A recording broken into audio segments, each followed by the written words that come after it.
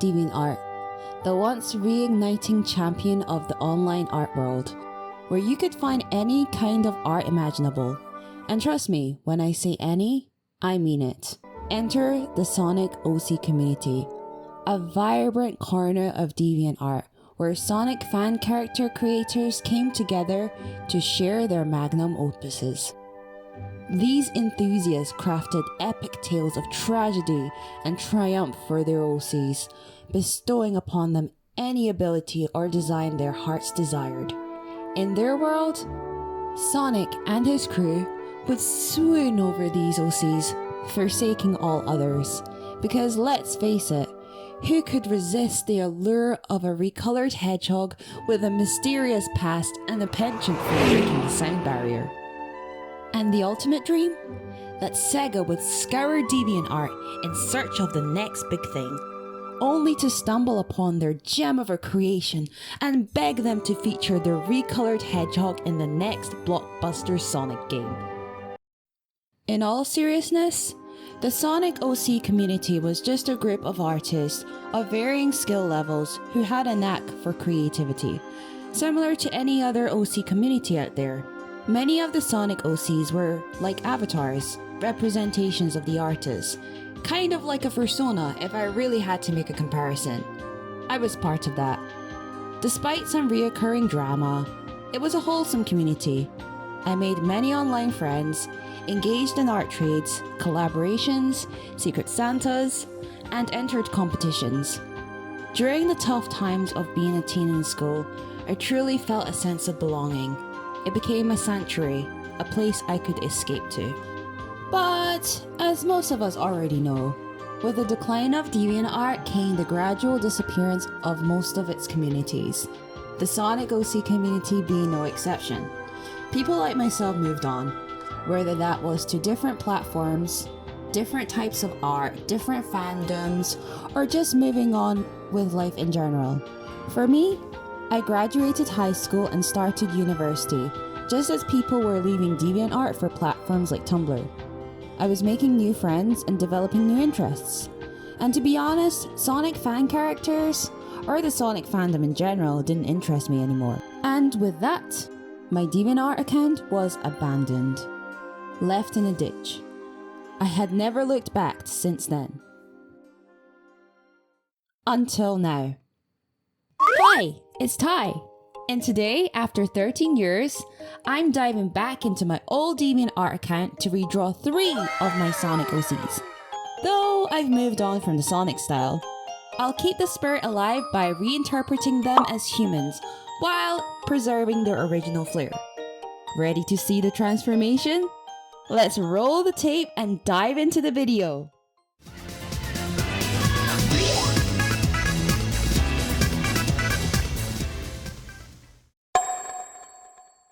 I finally managed to find my art and my account. And finally, it was at that moment when all the memories came flooding back to me. It felt like opening a long lost diary, each page a burst of forgotten dreams and whispers of my younger self. Most of the art I did, I remember creating, but some of them I had truly forgotten about. I can't believe I drew her hand backwards and posted this online. How embarrassing. Was it cringy? Yes. Did I cringe? Yes. But once I got used to looking at all the creations that I did as a teen, I realized that even though I was not the most popular artist at the time, and certainly not the most skilled, that my art wasn't so bad. And the context seemed normal, at least for teenage girls at that age. I mean, there's nothing weird about cutesy girly OCs, right? Right? Most of my art, as you can see from my gallery, was traditional. I came from a conservative background, and my mother wasn't supportive of my creative endeavors at all. In fact, she was against it. So what did I do? Well, I had to draw in secret, so I mostly drew in my room. And in terms of my digital art pieces, well, I used the computers we had back in school, mostly during lunchtime when all the other kids were outside, and the computer room was mostly empty. Yes, I was that kid. Judge me. Let me tell you, I was so jealous of all the other Sonic OC artists who were able to make epic official looking art with their fancy schmancy Wacom tablets, while I was sitting there with my cheap colouring pencils. I really thought that my traditional art was inferior. And before you come at me, yes, I know art skill isn't determined by the art tools we use, yada yada. But I was young, and this was during a time when iPads weren't even a thing, and tablets were less commonly used, so having one was seen like a cool statement, like a luxury I guess. After my trip down memory lane and saving all my art onto my hard drive, I finally chose 3 OCs that I wanted to redesign. First up, we've got Mysti. She's the literal face of my DeviantArt account. You couldn't escape her. She was my pride and joy, and is the golden child of my OCs. Next in line is Luna. She was my previous main OC. I liked her, but I guess she took a back seat when Mysti came along. And last but not least, we have Crash. Yes, I dabbled in creating some male Sonic OCs too. Out of all of them, I think Crash design was my favourite. I guess that's why I couldn't stop drawing him. So, our first redraw is Mysti, who, if you couldn't tell, is a cat. Luckily, I had written references for each of my OCs on my DeviantArt, so I was able to refresh my memory on them. God, looking at these references makes me want to die. And why did my teenage self need to put a stat on every single aspect of my characters? I even put mental stability as a stat for crying out loud. What the hell was I thinking? You know what, I blame Neopets. Neopets and their stats. Obviously, my memory is quite foggy about this character, but from what I gather, and from the references, and my recollection, Mysti is a princess, secret sorceress, and a school student. There's so random things combined. Maybe that can work, I don't know. Mysti's abilities include telepathy, casting magic spells, and the jewel on her forehead is an amulet that acts like a force field when triggered. I think from the pictures I drew of Mysti, I convey her personality well. I mean, she's humble, trustworthy, kind, a sensitive soul, and an innocent sweet summer child, you get the gist. For Mysti's redesign, I made sure I kept Mysti's cute, whimsical, and magical princessy vibe. I pretty much had the same color palette from her old design in similar areas like her hair and her outfit, but I changed the hue of the purple ever so slightly. Just personally, I thought it looked better.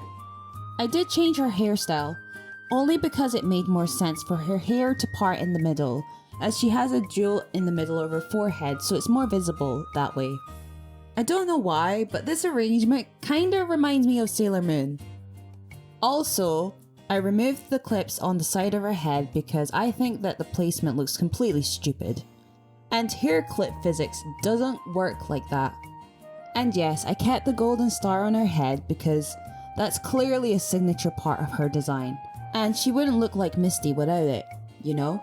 When I looked at Mysti's previous outfit, while I find her two-piece design cute, I wanted to try something different. Because what's the point of this video if I barely make any changes, right? So I chose a dress with a very flowy skirt that twirls around, because I feel it perfectly captures Mysti's gentle, dreamy, and ethereal vibe. In terms of inspiration, since I obviously initially took inspiration from a lot of princess anime characters I liked at the time, I needed to go in a similar direction. For some reason, I was mainly looking at video game characters with a similar style, mostly Genshin Impact characters.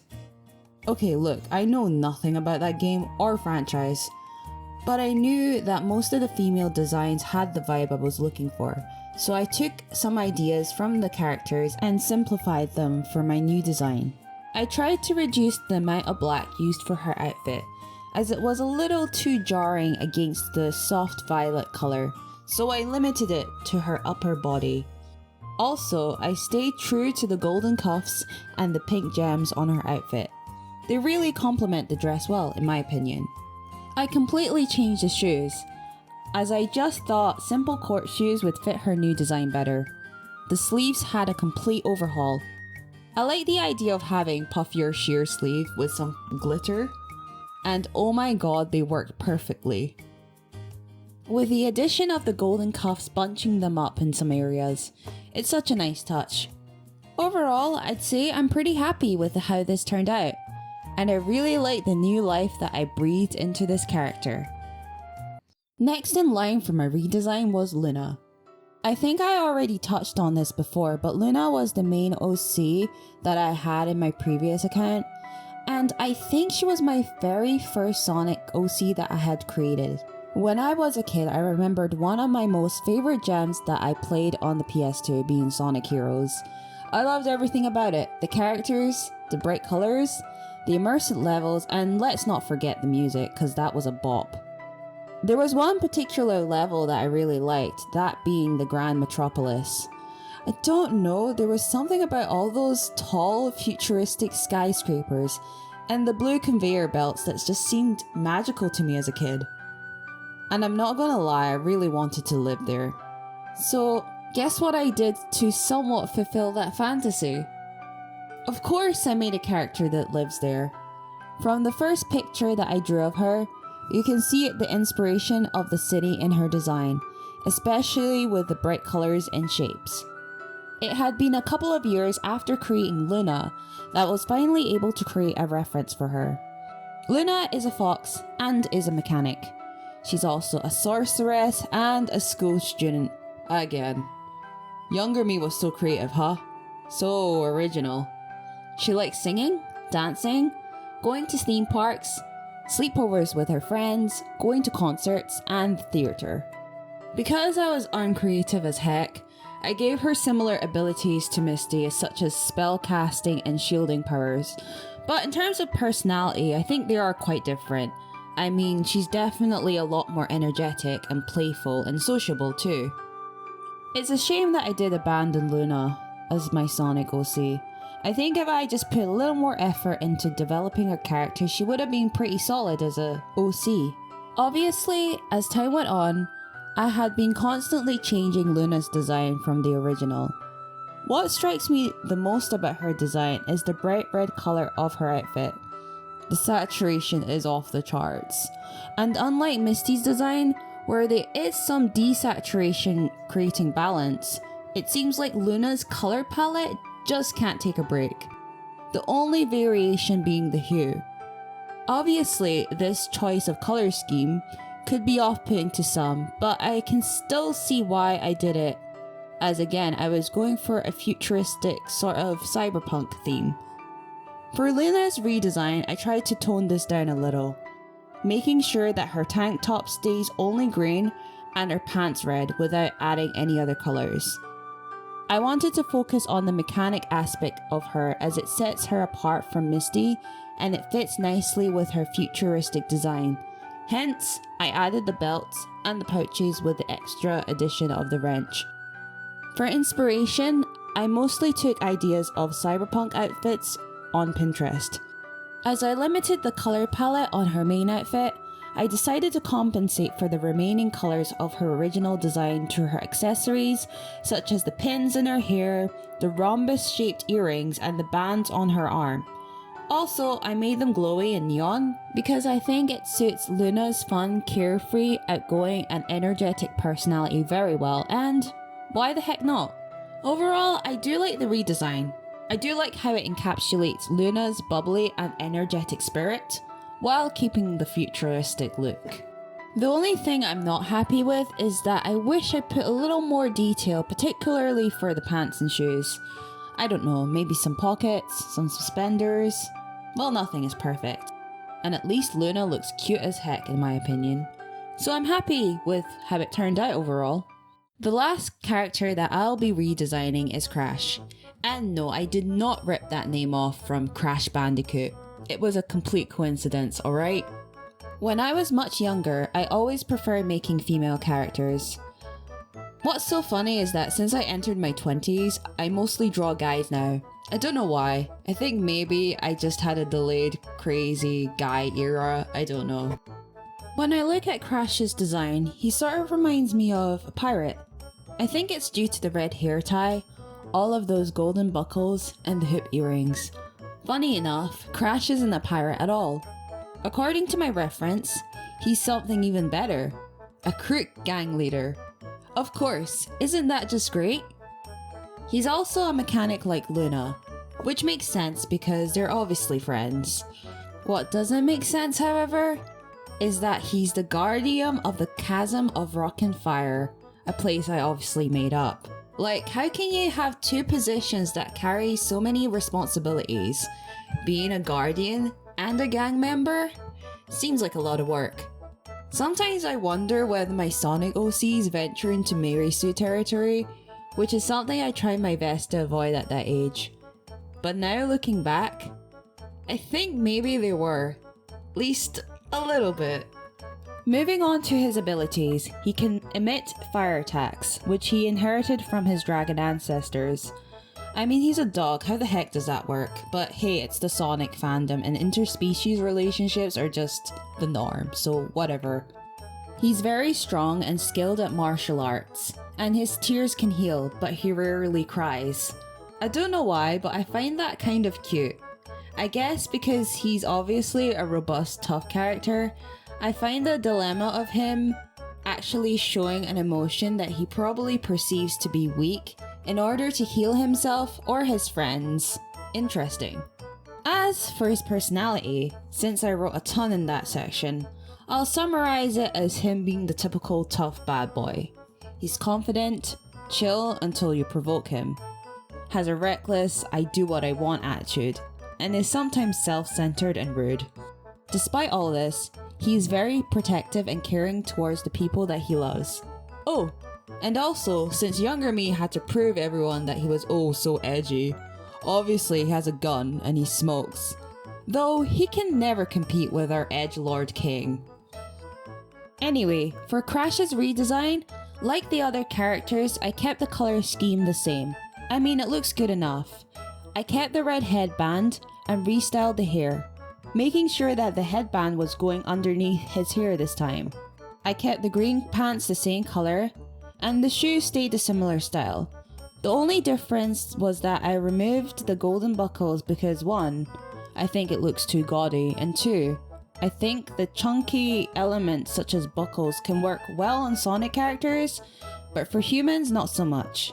I incorporated silver metals such as the cuffs at the bottom of his shoes, the belt, and also the silver cuffs on his gloves, because it complements his pyrokinesis look. I think the biggest difference is that I gave Crash a bomber jacket with some red pockets, and I added a badge on the side of his sleeves, which is a skull on fire, and I just, I am obviously so original. But nonetheless, I think it's definitely his vibe. Also, another big change was that I needed to give him a shirt for obvious reasons, so I gave him a simple button-up black shirt. I also added a tie because it goes well with his outfit, and so that his design wasn't too plain. Overall, this character is kinda giving me a slight punk and biker vibe. I think it does suit Crash's tough yet reckless character. Out of the 3 characters, Crash was the easiest by far to redesign, hence having the least changes. Regardless, I really do like how this redesign turned out, and I don't see anything that I could have changed or readjusted. And there you have it, folks. I finished my redesigns. What do you think? Is it an improvement? If not, what would you change? Let me know in the comments below. If you are also part of the Sonic OC community, by the way, please share your experiences down below. I would absolutely love to hear your stories and connect with fellow creators from that time. And since you've stuck with me until the end, I want to express my heartfelt gratitude. Thank you so much for watching. I'm super excited to create more redesigns, digital art, and art style related content in the future. So if that's the kind of stuff you're into, be sure to like this video and subscribe so you don't miss out on the next upload. With that, I wish you an amazing rest of your day, and I really hope to see you in the next video. Until then, stay creative and keep on drawing. Bye!